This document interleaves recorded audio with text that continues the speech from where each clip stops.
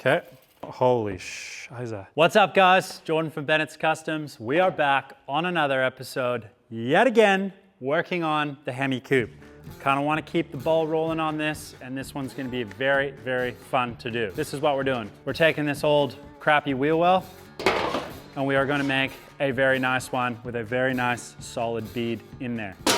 All done by templates, wood bucks, shaping, so we're going to be able to do beading and hammer forming in the exact same buck without having to take it out, which is a bonus, but there is so much information in this video.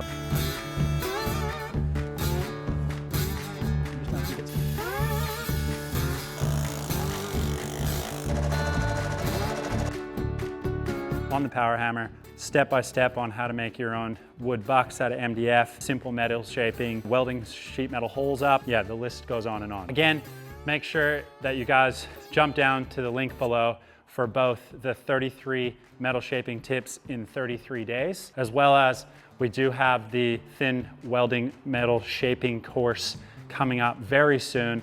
And if you guys want to know a little bit more about that, jump down to the link in the description. Make sure you put your name on the wait list so you will be notified a little bit more information, as well as when the date where we will release it. Again, it is limited numbers, so make sure you get your email onto that list so you will be notified. Anyways, let's get into the video right now.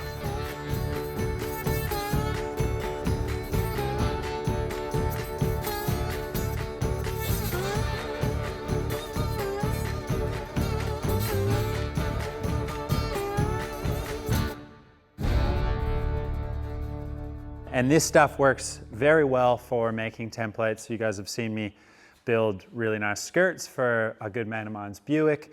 I've used these multiple different dies for building the floor in the coupe. What I'm gonna do is I'm gonna try and make one piece that is gonna do both the shaping of the edge that we wanna get. So, you know, having this nice shape and having a really nice radius. And then the bit that's going to sit on the top of it to sort of hold it will actually have the cutout similar to this setup of the design that we want to do for here. There's a fair amount of steps in order to make these pieces, but first things first is we need to make a cardboard template of exactly the shape that we're trying to create. Then I can transfer that cardboard template onto this 25 mil MDF, and I'm just going to use the 25 mil MDF as the base, and the top bit that will actually have this cut into it will be 16 mil sheet that we have sitting over here leaning up against the Roadster. So this will actually be the guide, I'll call it, or the map that we will use for the power hammer, and then we will have this as the base plate. So I'm going to grab some straw board. I think that should be a big enough piece. So if you guys haven't seen me use this stuff, this is straw board. Again, it comes in a 24 and a 48 ounce. This stuff is incredibly amazing for making templates. I kind of explain it in every single video, but it's just because I've found it and it works really well. The 48 ounce stuff, if you are making templates, you can use the plasma cutter all the way around, even the 24 ounce. I use this stuff all the time. It barely burns the edges. It's quite neat if you have a handheld plasma torch and you want to create some shapes or multiple of, you can literally use this stuff for making a trace all the way around your thing. So it works really well for it.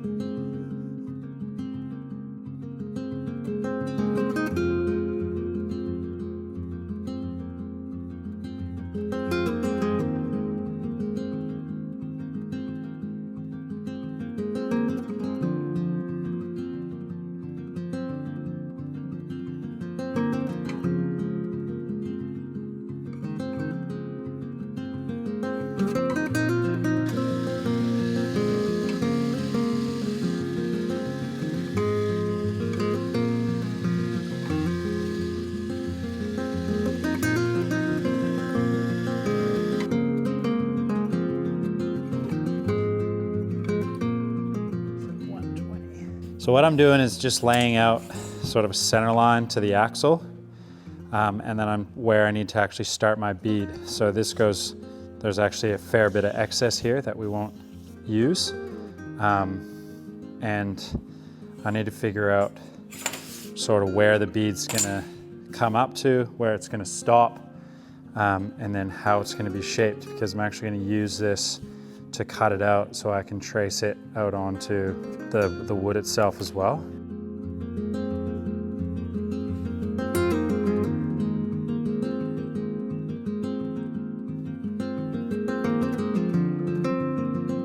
Yeah.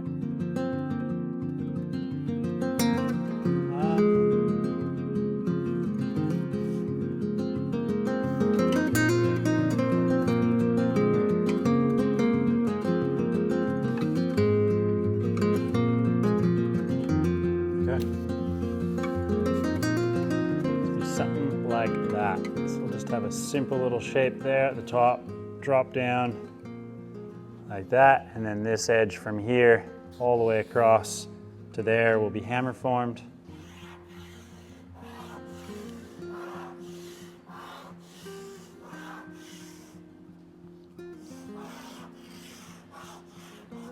And then we're going to try and cut this out with our little jigsaw.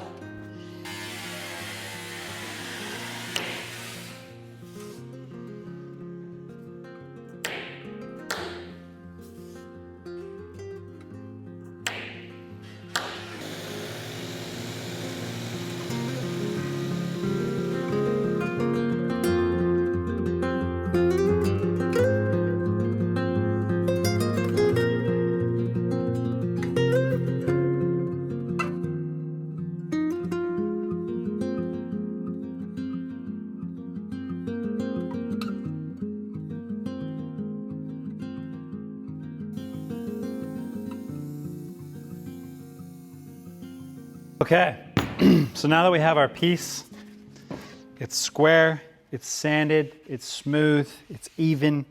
And the reason why you want to do this is because when you use a router, the bearing that's on the router is going to follow whatever material you have. So if we were to cut this and say we just went by me cutting it with the jigsaw, and I was trying to stay on the line as best as I could, but there were still a few wobbles.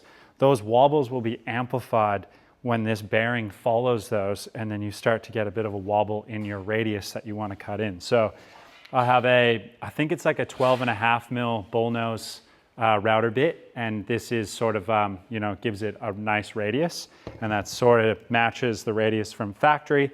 It's also the same one that I've used for other bits, and I know that it creates a nice, smooth, even radius, what is what we're after. So basically, I'm going to mark out where everything needs to start. Start there and about there, I think. So we'll go through there and there. That way it's just going to allow me a bit of the flat sheet metal where I need it.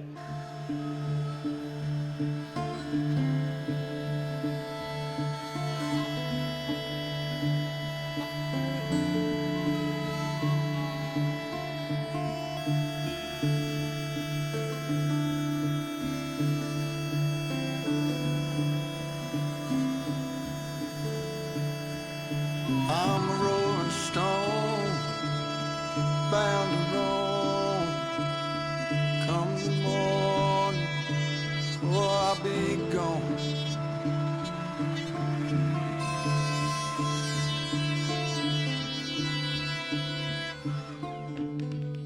All right, so now we have both a left and a right side.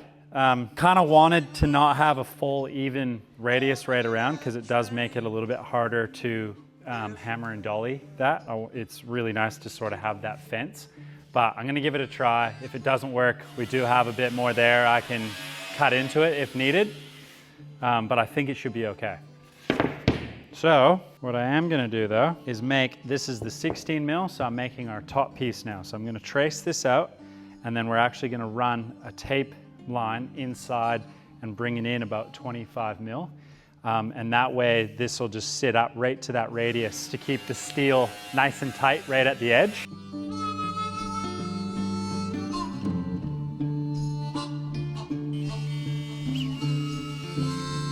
Watch the trees falling leaves like the breeze want to blow.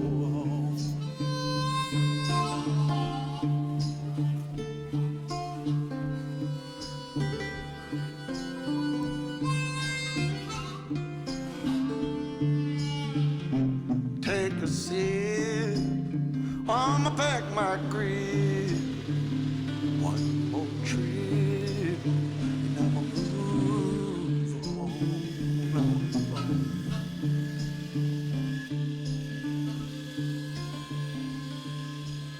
We basically have a setup now that will line up our holes, and then we have a nice little area where we can roll that edge over. Again, now that I've had this part done, I still want to cut out our little bead into this section so that once we have that rolled over, I can then just flip the whole thing.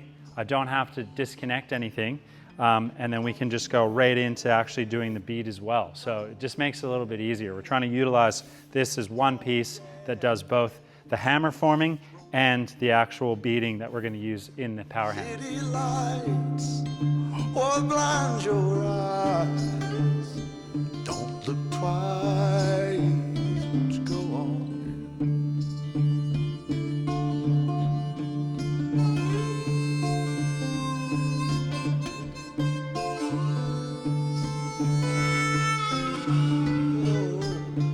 Just go on.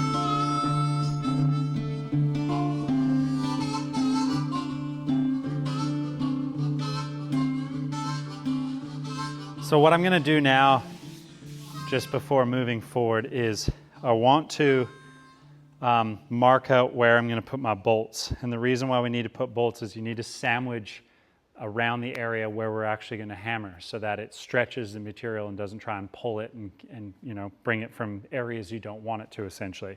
So I'm just going to play it safe, probably do, I don't know, a couple around here. I don't want to do too many because it's holes you have to fill essentially afterwards. But I want to make sure that everything is really sturdy, as well as when we're hammering this over too, I don't want anything to move. So I already have some little stainless countersunk hardware that we will use as our bolts that will work perfectly for this application. But I just want to use the drill bit now just to make sure we're going to get them in the right spot. So I might just measure a few out now, and then we can just pre-drill those so that we know that they're ready to go.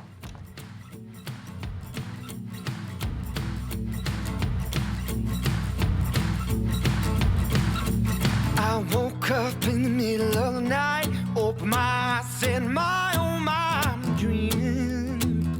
dreaming you. Well, all my dreams are sweet when I lay me down and sleep, not dreaming you.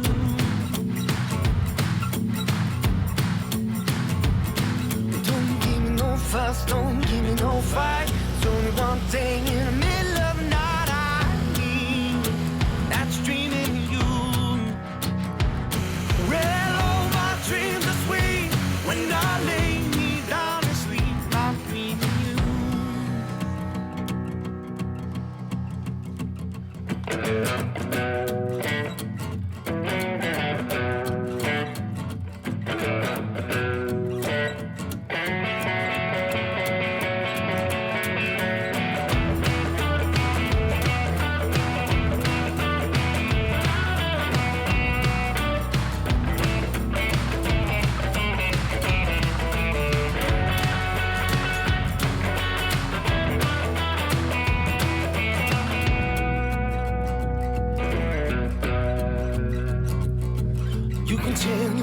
and your daddy too, your brother and your sisters and your best friend too. I'm dreaming of you. Well, all my dreams are sweet when I lay me down to sleep. I'm dreaming you. Well, all my dreams are and I dream of you.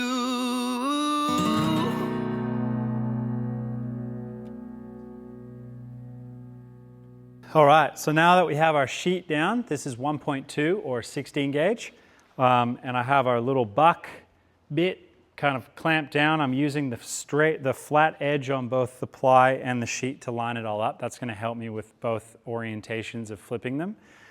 So I've just made a little scribe that's kind of off the edge, so I can again try and mark this out, and then we're going to add that little bit of material in order to actually roll this edge over.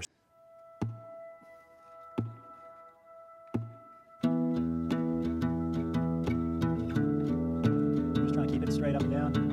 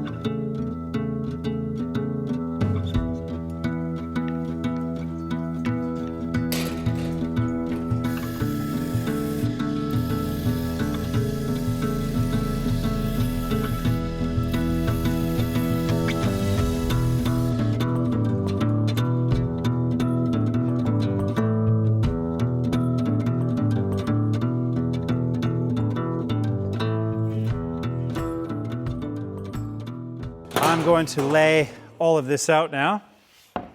So essentially, we are going to hammer form one side first. I think we're going to do the left side, so it's got to come outwards, which means this has to be flipped that way. Then this guy can go on like that. Bang, bang. And then this guy will actually go like that. And then we have to clamp it all together and try and drill through and nail the exact area where our holes are.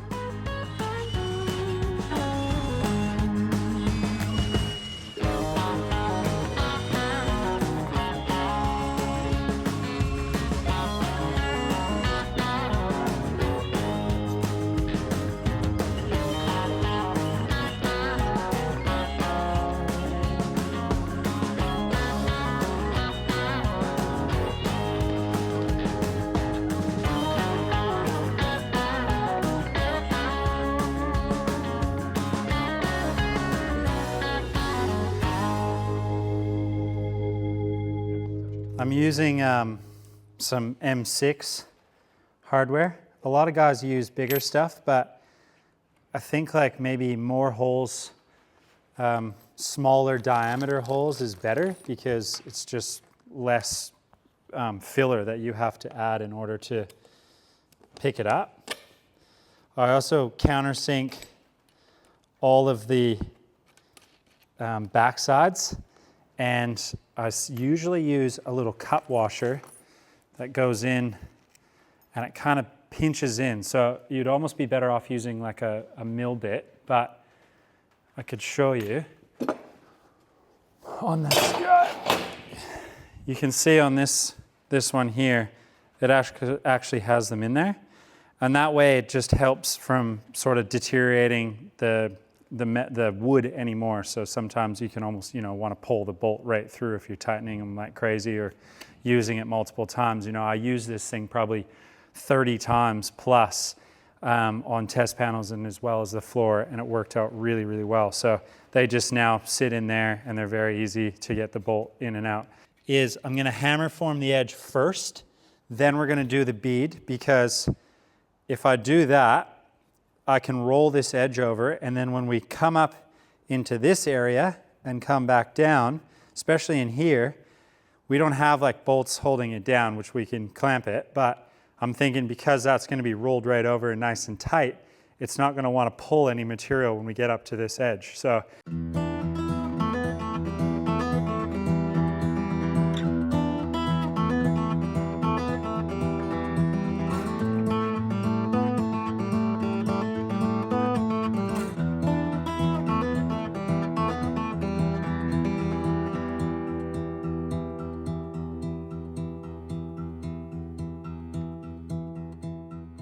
All right, so I'm going to play around with a couple of different options. I don't really like how much overhang I have. I'm probably trying to do this all in one hit where I could sort of shift it around and clamp it down to the table a little bit better. But I am just going to use my flat dolly, and we're just going to run around and try and form a bit of this down and over. And what I've used in the past when I was doing those fender skirts, this is the top of the air hammer that goes into the planishing hammer that Carl manufactures and sells.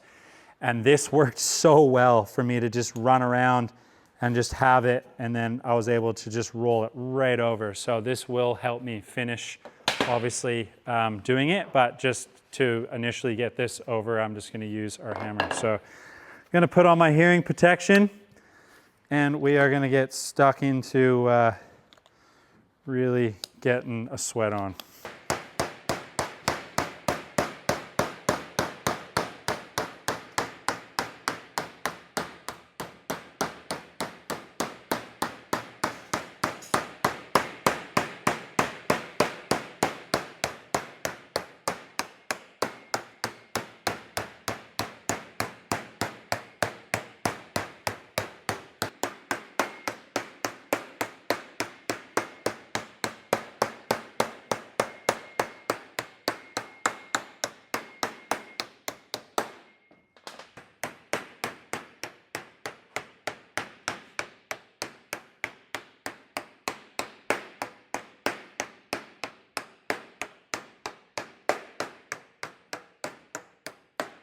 So you can start to see, obviously, where the material is going. So we're going to try and shrink this material as best as we can, but that's because we're trying to make a round object, and there's obviously more material on the edge than inside here. Another thing too is I probably could have brought this forward another 5 mil, basically right to that shadow line, so that it's a little bit tighter to the edge where it starts to actually roll. It's not a bad thing though, because once we start using the planishing hammer, I can kind of planish it and then roll it right over. I'm also using the Mother Tucker. This thing, you just get a bit more purchase when you're actually hitting, so it just helps it form a bit better, and obviously having the nylon on there, you're not kind of metal to metal contact.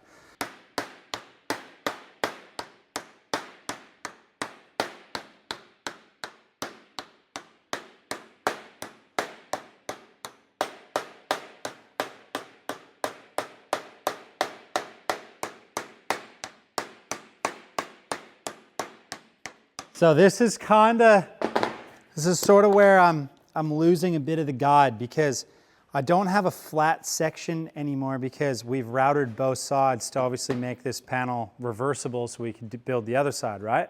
But now we don't have a real firm, flat 90-degree edge so that I can hit all this along it. It's gonna be really close, but it will need a bit of hammer and dolly work after we pop it out and sort of finesse it. But that's okay, that's very achievable.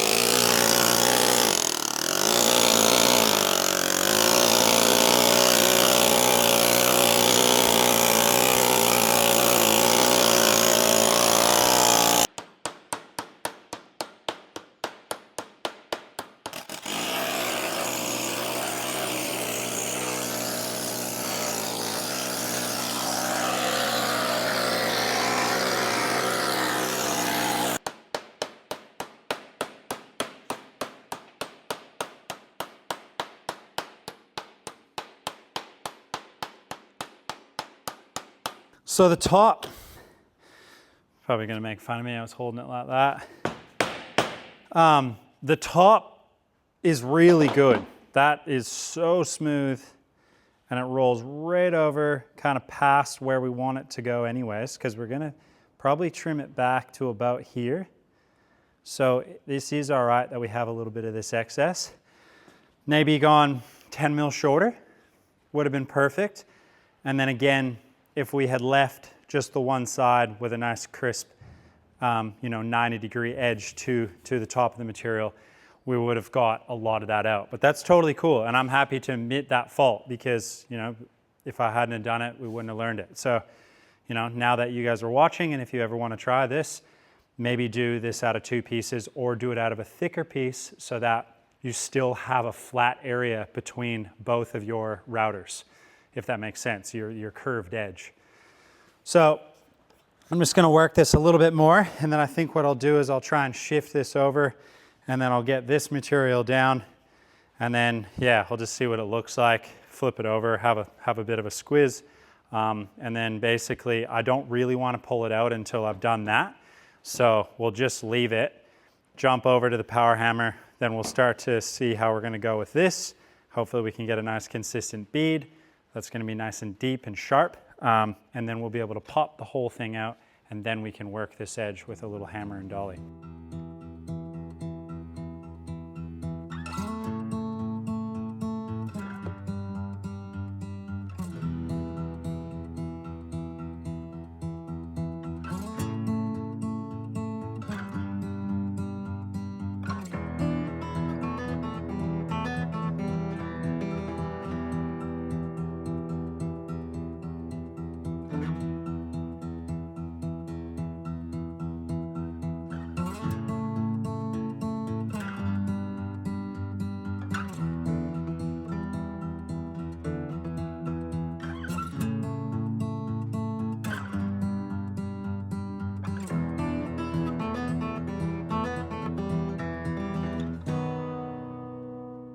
We had a good win with really smoothing it out. I just flipped it over, you saw me, and I just kind of hammered it out. So it's really nice.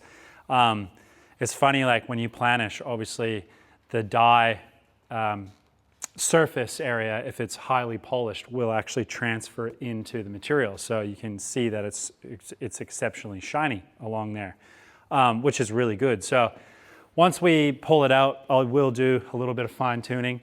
But now we are over to the big power hammer, and I haven't done a bead setup like this on this power hammer. It was usually the smaller one that I used a lot, and we got kind of got used to it and figured what it liked and what it didn't like. It's basically the same setup. I have just a piece of 6 mil plate. It's 600 by 600, and it's just kind of like a good table for me. That is mounted underneath.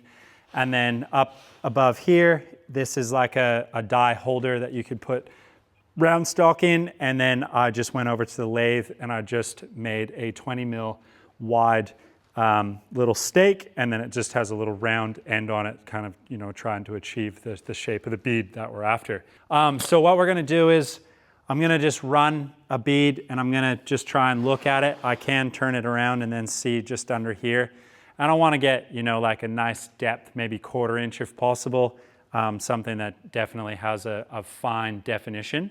I'm hoping it works because I haven't fine-tuned this die at all. I'm just going to basically go for it, and fingers crossed we turn out with a nice bead. But the biggest thing is what I wanted to explain is once I hit that depth that I like, I will measure the stroke with this all the way up, where it stops, and then I will measure the shaft that comes out of that. And that way I can work towards that depth on the next one to make sure that they are identical. So I don't want to have one that's got, really deep bead and the other one's kind of shallow. It wouldn't look great. So it's just a little bit of, trying to forward think all the time. So let's give this a try. This is going to be in real time. Unsure if this is going to work. I have a little bit of lubrication here. This is just mineral terps and ATF, automatic transmission fluid, in a 50-50 mix. Thank you, Mike Wagner from Cornfield Customs. He's the one that kind of gave me that little tip. I'm just putting it in there just to help sort of lubricate the die and make sure everything flows nicely. Let's bring this down, and then I'm just gonna bring it up a little bit. Bring our hammer down.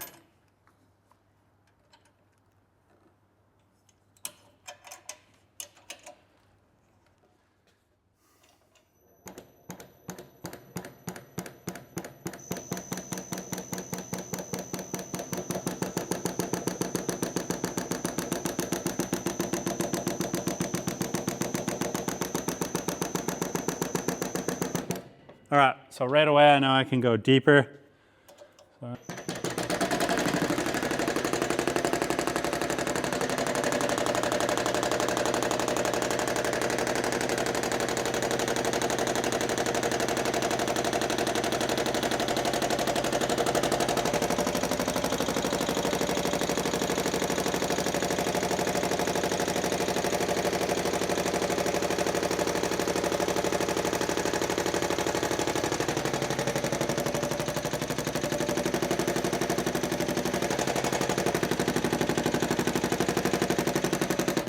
Okay, so that is definitely putting a bead in there.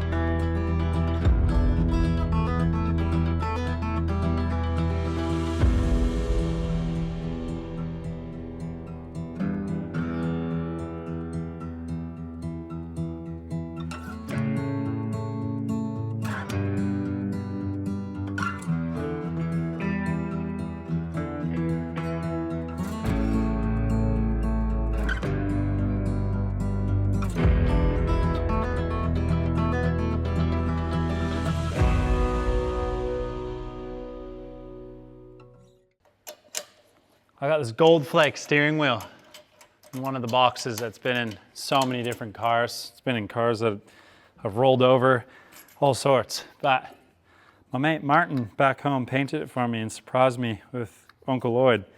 And it was really cool. It was for my 54 GMC pickup I had. And I'm gonna mount it to here because I want a bit more purchase.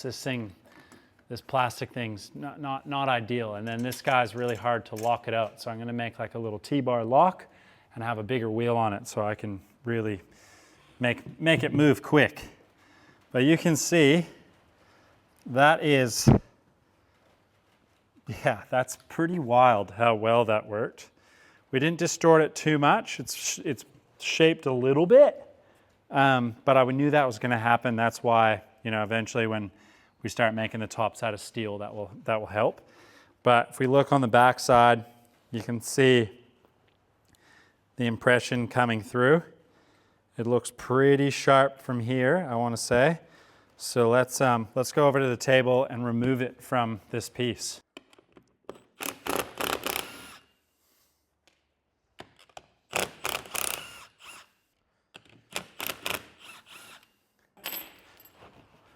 Okay. Top came, holy shiza, that is a good bead. That worked out really, really well. So now we got to try and actually pop it out from the other side, but due to this being rolled over, I'm going to have to try and get these guys out first.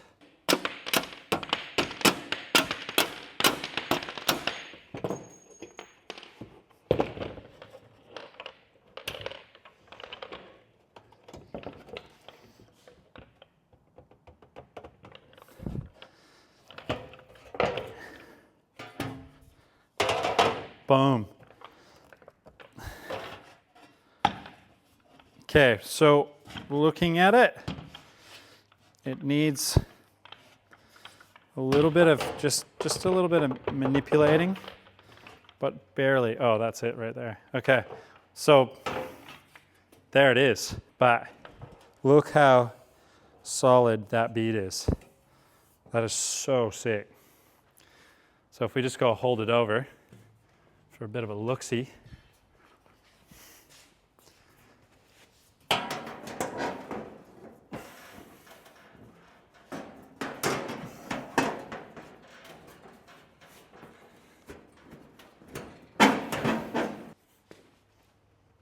That is really, really cool. I'm so stoked with how that turned out. So next we'll be trimming the edge. Let's just finesse it a little bit, and we'll get it onto the table. Let's fill these up, and then we'll give it a quick sand and just have a look at it, and then we'll need to jump onto the other side. But again, you can imagine this is gonna come up, and then it's gonna kind of come down like that. So we're gonna lose a lot of this material on the bottom, which will look a lot nicer, especially when it comes down to here. But that looks epic. All right, so now that we've got the panel out of the buck itself, first thing I want to do before we do anything is I want to fill these holes up, just so that I know if there is any little bit of distortion or whatever, we can throw it in the planisher and kind of work them out. I did do two that you can't see just to test it, and I used this little piece of brass as a backing underneath and then clamped it really close. The point of the brass is so that we can keep it obviously flat. It's going to take a majority of the heat out of the sheet metal itself, so less warpage. And then again, the best thing is because if we were to try and just weld this like that, it would be really difficult because there's no backing behind it due to the size of the hole. Being a 6.5 mil hole, if I were to do it again, I'd go back to using those 4 mil bolts that I use and maybe multiple of those. So what I want to do is I'm just going to go along and we're just going to pop all these in here. All I'm using is a little bit of MIG wire just as my filler rod. I think I'm running about 69 amps on the pedal. If I'm using that or not, I'll actually see how many amps I'm using to put it in there. And then we're just clamping it down. And then again, I'm just using a little 3-inch grinder with a little disc on there just to knock the top of the weld off. And then go into my my go-to that I always do, these little square guys, and that just helps sort of blend it out, and then we can just hit it with the DA and 80 grit. But I like to keep these as close as you can to it as well so that there's no lift, and then just enough room to be able to get my hand in there.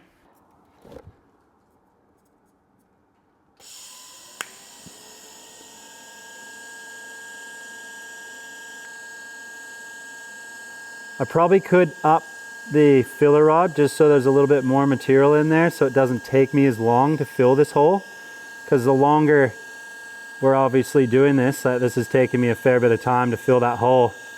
That's a fair amount of heat being put into the material itself, but having that brass obviously as a backer, it soaks the heat better. So does copper and brass, they both do the same thing. So it's going to pull the heat out of the sheet metal and transfer it into that piece of brass. So I'll just let that sit for a sec. When you're using your post flow too, always keep your post flow on there until it runs out. I think I run about 4 seconds of, let me just check. Yeah, I run 4 seconds of post flow. Some people run like 3 or 2.5, but I kind of like to run just a little bit more. Cool. Just kidding. I won't use any filler rod. I don't have any. So I'm just going to give you an example of how easy it is to eliminate these. So we have the one that we just done, and it's there. It's obviously cold to the touch because of it being able to pull the heat into the brass. So now I got a new one on here because I really like to have a fresh edge, and all I'm trying to do with that is just to knock the height off this. I don't want to dig too much into the actual sheet metal. I'm just taking the top off the weld.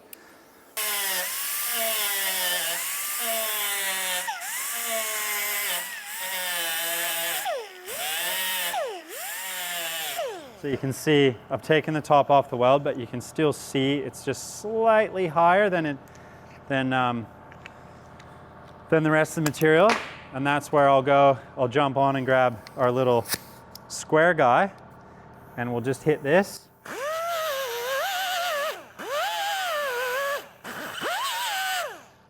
And you can see it takes it away right away. Then we'll jump onto our 80 grit on the DA.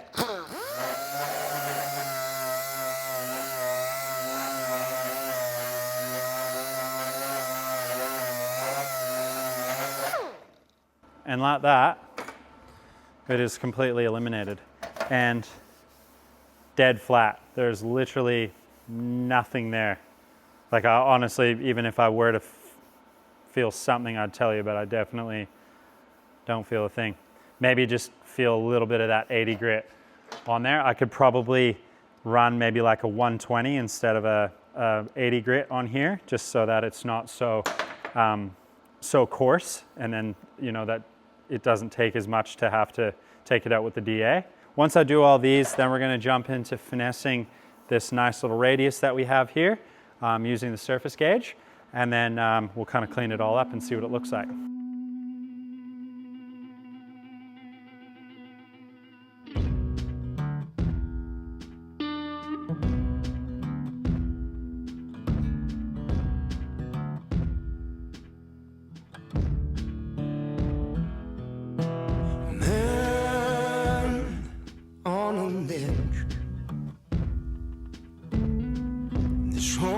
Pushed you to the edge. Nobody knows all the pain you shouldered on your own. Here's hoping you haven't made up your mind.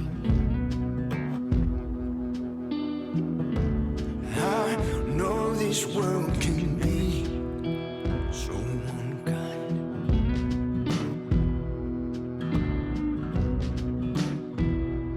All right, well, we now have a very nice hole-free wheel well insert, which I'm very, very happy with. So the biggest thing I want to do now is I want to eliminate and get this to be dead even right across. And the best way that I'm going to be able to do that is by using a surface gauge. This one was from, I don't know, I think it was like a $2 garage sale find, which was really cool. And if you guys aren't familiar with a surface gauge, basically, this is a very ancient one, but you are able to adjust the height of something, and then you can scribe using your surface as a level. You can scribe all the way around the material, and that will give you a very consistent line to whatever you're trying to achieve. Now, I have upgraded Machinery House. Ooh, this one's on. Hopefully the battery's not dead, but this is a digital one. Exact same setup as our ancient one. So I'm gonna use this guy. I'm also gonna use our big Magnum PI Sharpie, and I'm just gonna color along our edge here. This is gonna be able to give me a nice area so I can see exactly where I need to cut it when we go to scribe it. We're going to drop this guy down to that line. And I'm just going to hold this down now that that's tight, and we're just going to go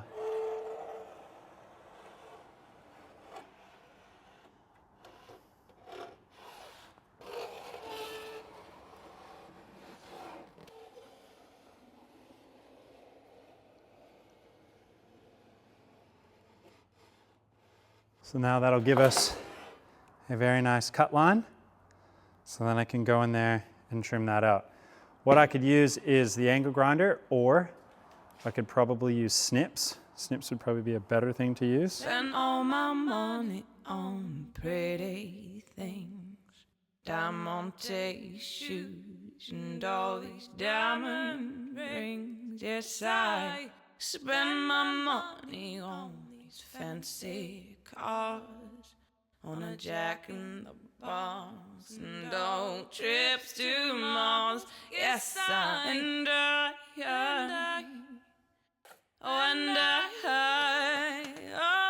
and I ain't got no shilling left for me.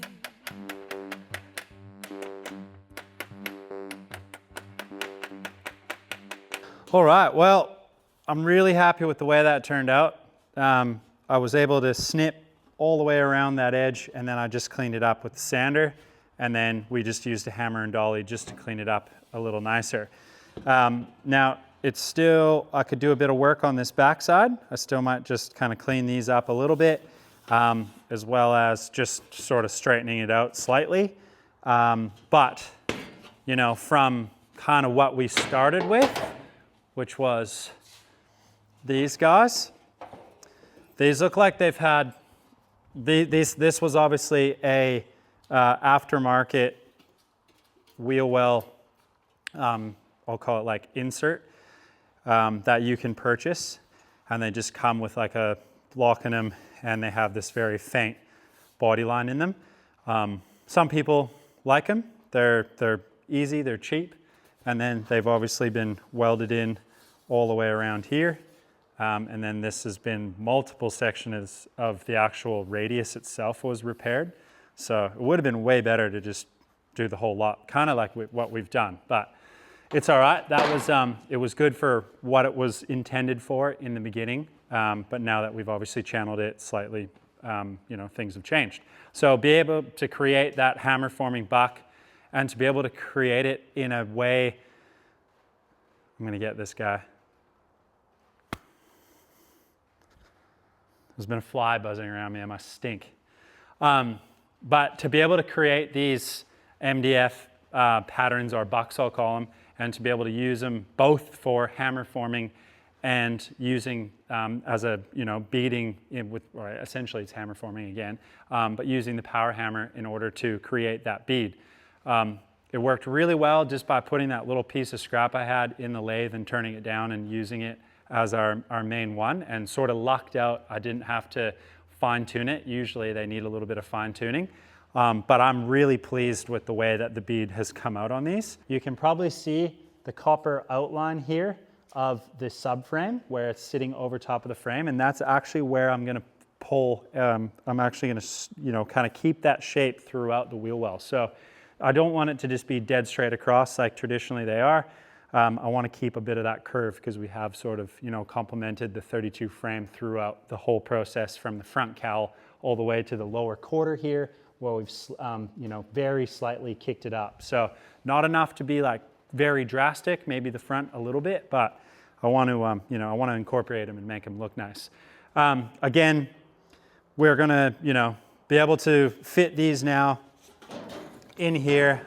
I'll just kind of lightly mock it up. Obviously we need to do a little bit of work on the inside of them, but you definitely can kind of get what we're trying to create. So I'm really happy that Kyle, who owns this, he, you know, I was originally thinking maybe like 2 X's and a line, because I already had the X buck set up, so we could have just bolted it together and banged them out.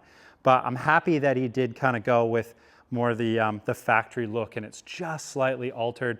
And by altered, it's just a little bit shorter here, and this one actually just is the same bend, so it's the exact same on both sides, but usually one will just kind of sit down a little bit more. But it's gonna look really neat.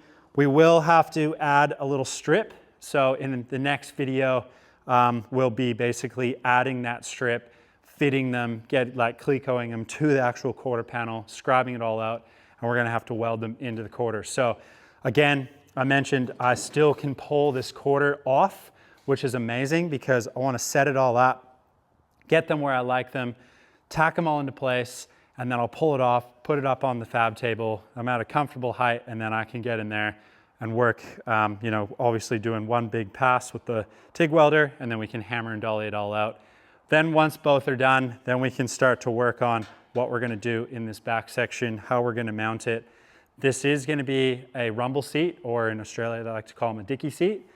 So that's been pretty neat to be able to still make work, even though we have you know, obviously changed frames. It's got a 32 frame, not a Model A one.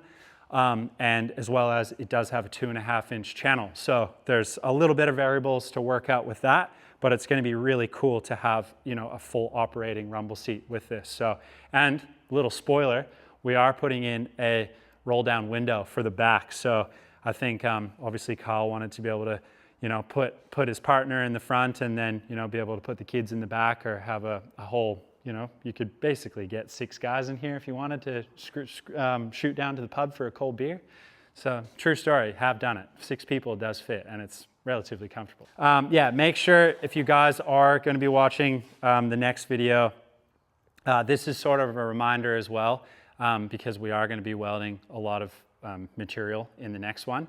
And Ben and I have been working on this metal shaping course. So all the information is in the link below. Make sure you jump over, have a little read through it. And then if you like what you see, definitely join the email list. And that's just basically a wait list, and you will be notified as soon as we're ready to sort of pull the trigger. It is limited numbers, so make sure you try and get your email on that list so that you will be notified. But anyways, hopefully you guys enjoyed that. There was a lot of information sort of packed into it.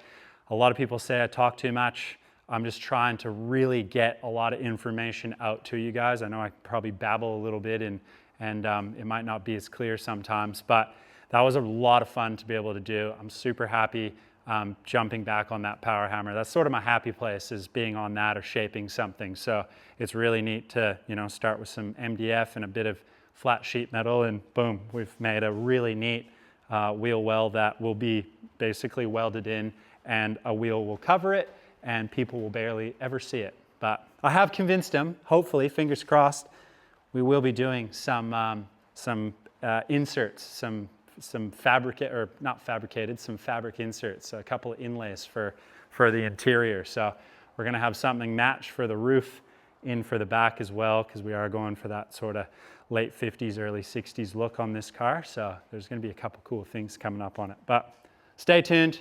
Make sure you guys like, subscribe, hit notifications, share the channel, go over to our website, check out some of our t-shirts that we have for sale. It really supports the channel. I don't say it enough. I don't, you know, it's just, we don't like to push too much on people. But every time someone purchases like one t-shirt, that's just, it really helps the channel. So we want to continue doing this for as long as possible. And we got 2 containers sitting not very far from here with a lot of very good projects that are going to be coming into 2025. So we got some really good hot rod content, some chops, some channels, both on customs and on hot rods, and maybe something in between. So we'll see you guys on next week's episode. Spend all my money on expensive clothes, on a mink fur coat. Then I bought a house that goes. Yes, I spent my money